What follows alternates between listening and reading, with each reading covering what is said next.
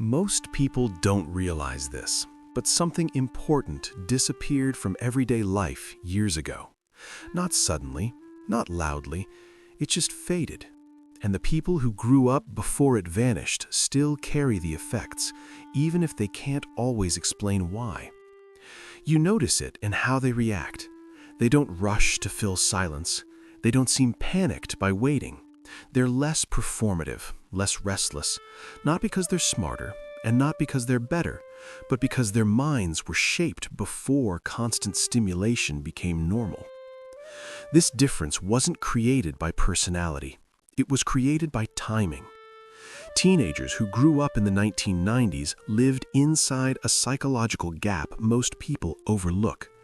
Their thoughts formed before algorithms learned how to hold attention, before life became something you constantly documented, before being bored felt unbearable. Life didn't respond instantly back then. Entertainment had schedules. Music came from the radio, and if you missed the song, you missed it. Moments didn't pause or repeat. They passed. And because they passed, you learned to pay attention. What most people don't connect is this. When experiences can't be replayed, the brain treats them as valuable. Attention isn't trained through discipline, it's trained through limitation. Waiting was unavoidable. You waited for movies to reach video stores. You saved money for months to buy one CD. You waited for replies instead of refreshing a screen. And without realizing it, your brain learned how to tolerate delay without anxiety. That matters more than it sounds. Delayed gratification isn't just patience, it's emotional regulation.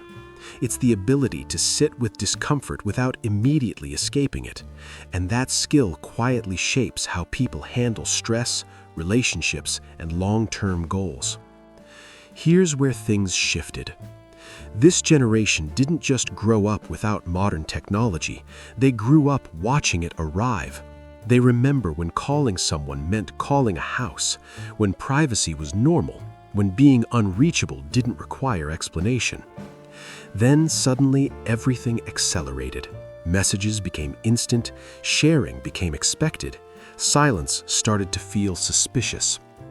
Living through that transition created a rare dual mindset.